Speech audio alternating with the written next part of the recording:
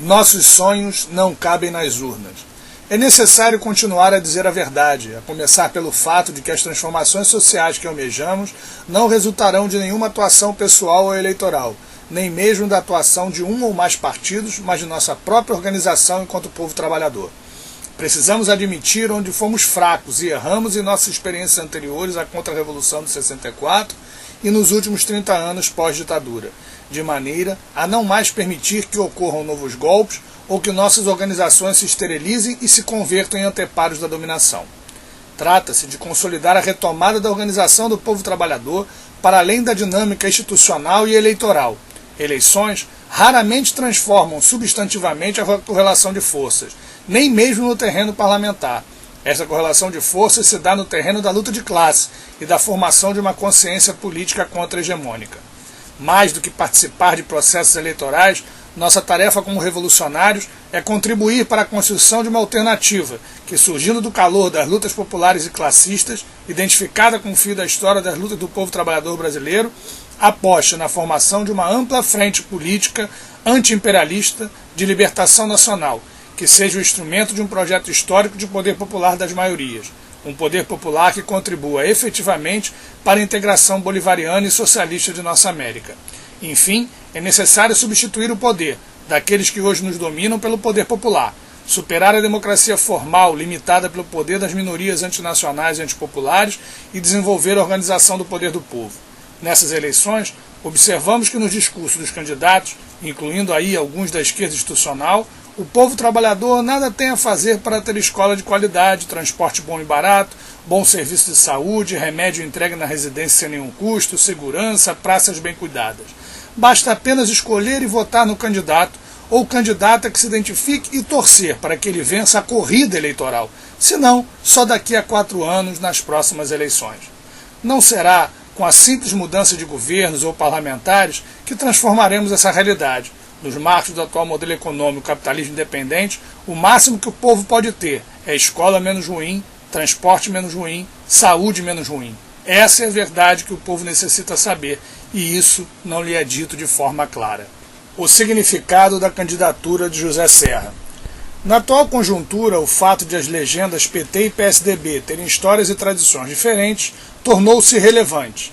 Ambas as candidaturas se propõem a dar continuidade ao modelo econômico capitalista independente baseado na concentração de financiamento para a infraestrutura orientada para a produção e exportação de commodities vinculadas ao agronegócio e à indústria extrativa mineral, e encontram amplo respaldo entre as elites empresariais e financeiras.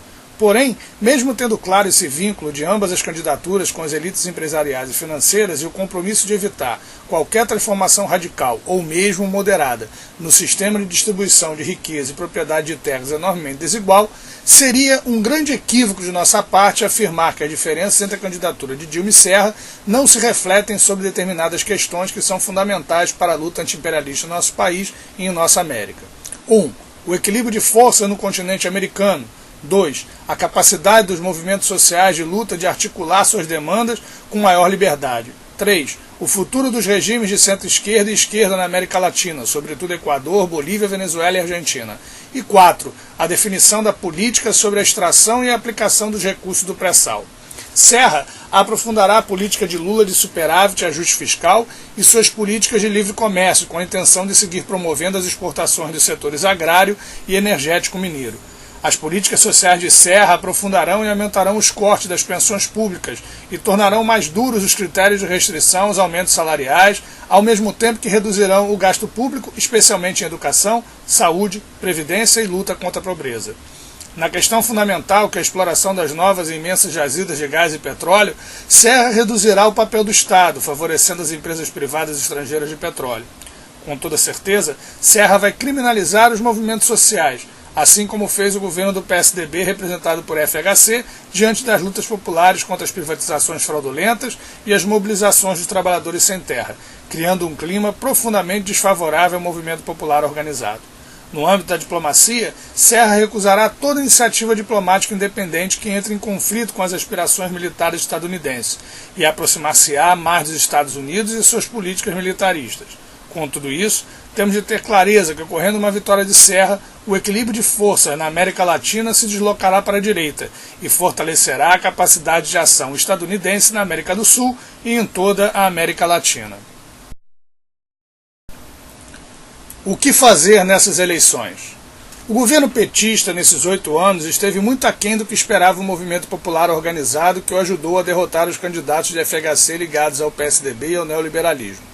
Mesmo levando em conta que para as eleições de 2002 o PT já renunciara a diversos pontos centrados em seu projeto histórico de governo democrático popular, visando a construção de uma sociedade socialista, esperava-se a execução de algumas medidas democráticas como a reforma agrária e a revisão das privatizações da era tucana. Contudo, algumas de suas políticas pontuais de caráter compensatório, como o Bolsa Família, a criação de novos empregos, sua política externa mais independente e menos alinhada com os Estados Unidos, e a incapacidade dos setores do campo popular e classista, PSOL, PCB, PSTU e PCO, de construir um programa e uma estratégia conjunta que apontasse para o surgimento de uma alternativa real, a polarização PT-PSDB, fizeram com que o povo trabalhador percebesse ser a vitória da candidatura Serra um revés se comparado com a da candidatura Dilma.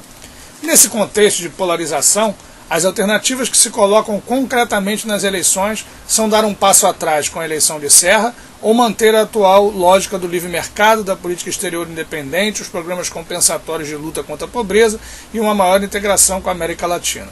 Com tudo isso, o processo eleitoral de 2010 foi esvaziado de suas poucas e remotas possibilidades transformadoras, e resta aos lutadores e lutadoras do povo exercerem seu direito de voto sem nenhuma ilusão no resultado dessas eleições que apontam para a continuidade do modelo capitalista dependente, resumindo-se ao objetivo rebaixado de combater e denunciar a candidatura Serra, votar nos candidatos a presidente do campo popular e classista, PCB, PSOL, PSTU ou PCO, e nas poucas candidaturas proporcionais identificadas efetivamente com as lutas do povo trabalhador em cada estado.